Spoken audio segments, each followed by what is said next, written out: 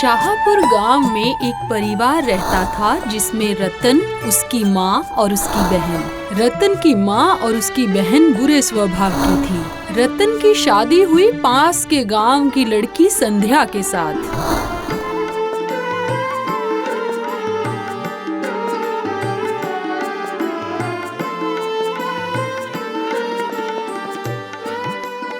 वाह, क्या सुंदर बहू आई है रतन की माँ। जैसे रंग वैसे मुंह नक्शा, कितनी सुंदर है तुम्हारी बहू।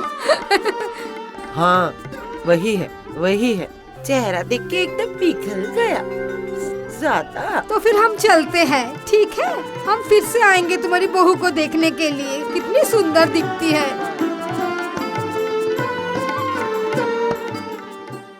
अरे, तुम्हारे बहू के तो चारों तरफ गुणगान हो रही है। गुस्सा आता है। पता नहीं क्या गुण है। बिना पैसों में एक काम वाली मिल गई। माँ बाप तो है नहीं, कहीं जाने की जगह भी नहीं है, तो अच्छा ही हुआ ना, जो बोलती हूँ वही सुन लेती है। हाँ, वो तो तुमने सही कहा है। हमें और काम करने की जरूरत नहीं पड़ेगी घर पे। माँ, संध्या को बोलो खाना दे, मुझे देर हो रही है। सारा खाना तो मैंने ही बना दिया है, सिर्फ खाना निकाल के देगी, उसी में ही इतना दिल लग जाता है उसको। बहू, ओ बहू, खाना परोस दो। अच्छा, मैं देख कर आती हूँ। भाग्य मेरी।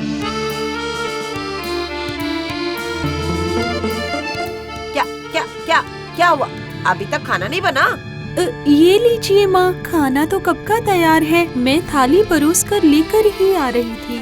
रुको, तुम अभी वहाँ पे मत जाओ। वैसे ही बहुत गुस्से में आ गया है, उसको भूख लग गया है।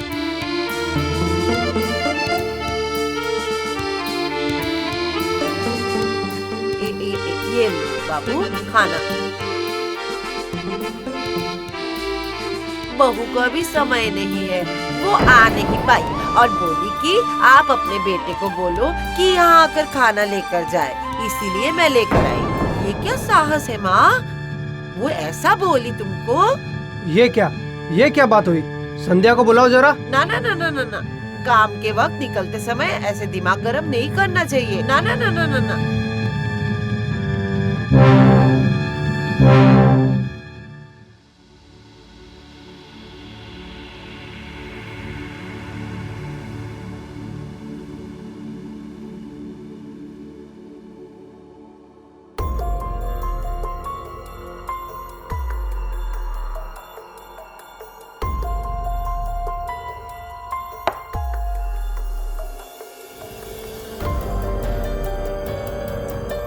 अरे लड़की, क्या पूरा दिन खाली बर्तन घिसती रहोगी और कुछ काम नहीं करोगी क्या दिन भर बर्तन ही मांजती रहोगी? कैसे काम से जी चुरा, यही सोचना है इसका। फिर गुस्सा आता है मुझे। मैंने तो घर में खाना वाना और घर की सफाई सब कुछ कर दिया है माँ। हाँ, वो जो कपड़े पड़े हैं वो क्या तुम्हारी मरी हुई माँ आके धोकर जाएगी क्या?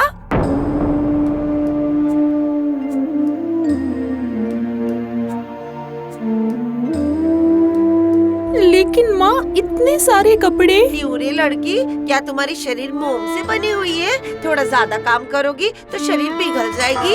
कपड़े जल्दी से धो लो। जाती हूँ माँ।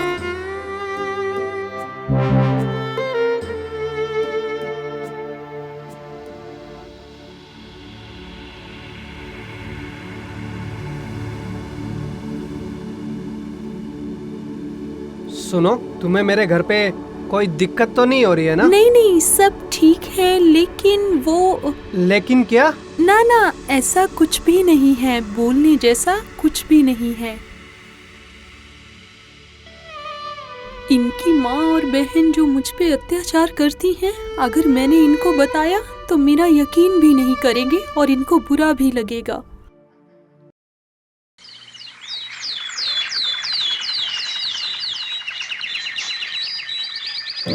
लेकिन धीरे धीरे अत्याचार बढ़ने लगा। जैसे ही रत्न बाहर जाता था, दोनों माँ बेटी बहू पर अत्याचार करने लगती।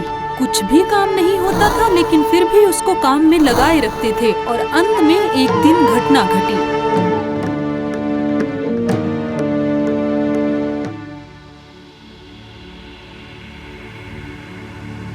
आज का खाना तो हो गया ना माँ?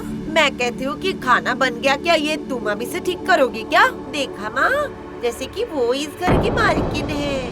सुनो, मैंने आज मेरे दोस्तों को खाने पे बुलाया है, करीबन 30 जन होंगे। अभी 10 बज रहा है, 12 बजे तक खाना बन जाना चाहिए, समझ गई? इतना धीमे धीमे काम करती हो तुम कि देखकर गुस्सा आता है। लेकिन माँ, 30 लोगों के लिए खाना 1 घंटे में बनाना तो बहुत मुश्किल काम है।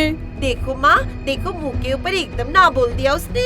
क्या तुम्हारी इतनी बड़ी साहस? जा तो पारुल, वो जला हुआ लकड़ी लेकर आ जरा।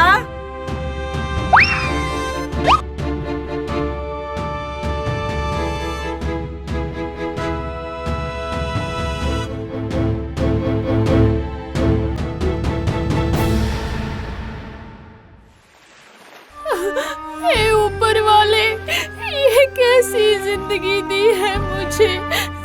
इससे अच्छा तो मैं मर जाऊं। एक तो आपने मेरे माँ बाप भी छीन लिए और ऊपर से सास भी दी तो ऐसी। मैं करूं तो क्या करूं? मुझे इस जिंदगी से मुक्ति दे दीजिए। मैं और नहीं जीना चाहती। तुम कौन हो बेटी? इतनी सुंदर दिखती हो और तुम इतनी दुखी क्यों हो बेटी? बोलो मुझे, मैं जल देवी हूँ, मुझे बताओ क्या तकलीफ है तुम्हें? मैं तुम्हें मदद करूँगी। माता, मैं बहुत बदकिस्मत हूँ। वो तो मैं समझ गई हूँ। अब तुम घर चली जाओ। अभी से तुम्हें जो भी रुलाएगा, तुम्हारे आंसू से वो बह जाएगा, देख लेना बेटा। ये मेरा आशीर्वाद।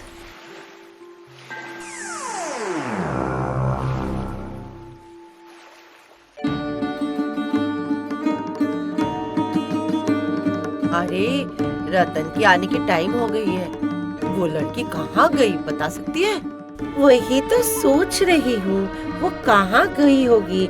मन में दुख हुआ है ना, इसलिए भाग गई। पता नहीं कहाँ गई होगी। माँ, वो देखो, वो देखो, देखो, देखो। आ गई, आ गई,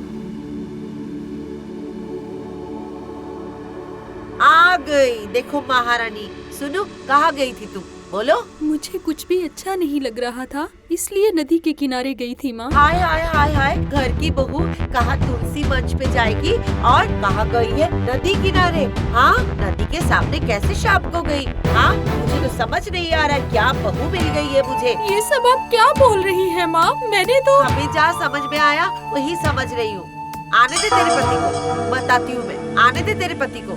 माँ, दीदी, मैं आपके आगे हाथ जोड़कर विनती करती हूँ कि ऐसा कुछ भी मत करना जिससे मेरी आंखों में आंसू आ जाएं। तकलीफ आप लोगों को ही होगी। मुझे हुक्की दे रहे हो तुम? इतनी बड़ी हो गई हो तो मुझे गुस्सा दिखा रही हो, आंखें दिखा रही हो। बेटी, जा तो बेटी, जला हुआ लकड़ा लेके आ जरा। अरे यही है, यही है, यही है माँ, ले लो। माँ, मैं आपके पैर पड़ती हूँ, ऐसा कुछ मत कीजिए, रुक जाइए।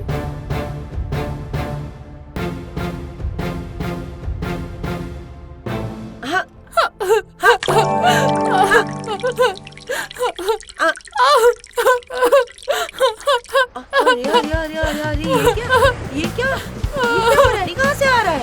अरे अरे अरे बाप रे! बचाओ, बचाओ, बचाओ, बचाओ! अरे बचाओ! अरे ये क्या? ये हम तो डूब रहे हैं। ये क्या? ये क्या? ये सब क्या हो रहा है? माँ, दीदी, आप पानी में डूब कैसे रही हैं? और कहीं पर तो पानी भी नहीं है। बचाओ! अरे ये क्या है? जरूर उसको कुछ जादू टोना आता है, इसीलिए ऐसा हो रहा है। क्या हुआ संध्या? माँ, दीदी, आखिर हुआ क्या? मेरा विश्वास कीजिए, मैंने ऐसा कुछ भी गलत नहीं किया है। ये सब जल देवी की कृपा से हो रहा है, वही ये सब कर रही है। देखो संध्या, जो भी बात है मुझे सच सच बताओ।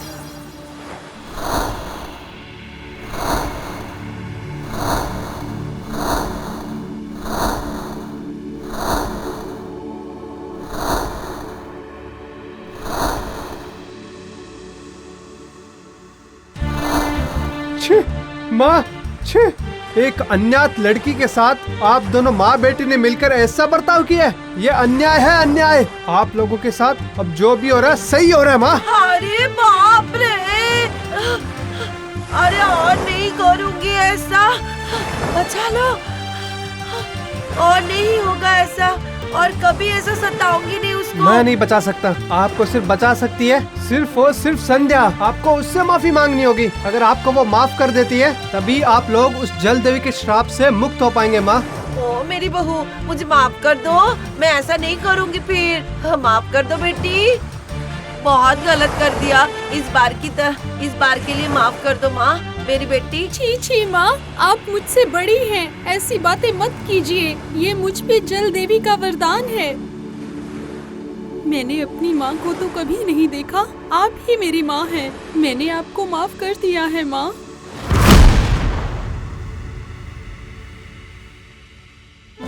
मुझे बहुत अच्छे से सीख मिल गई है। एक अनाथ लड़की को मैंने बहुत तकलीफ दिया है। मुझे माफ कर दे मेरी बेटी, माफ कर दे, माफ कर दो संध्या। मैंने भी तुम्हें बहुत तकलीफ दिया है, बहुत गलत बातें बोली है। वो सब छोड़िए, अब हम सब मिलकर एक खुशहाल परिवार की तरह रहेंगे। मुझे एक परिवार की बहुत ज्यादा जरूरत है। एक बात हमेशा याद रखना, चाहे कुछ भी हो जाए लेकिन संध्या को कभी भी दुख मत देना, समझ गए? हाँ भैया, मेरी बहू, मेरी लक्ष्मी बहू, मुझे माफ कर दे।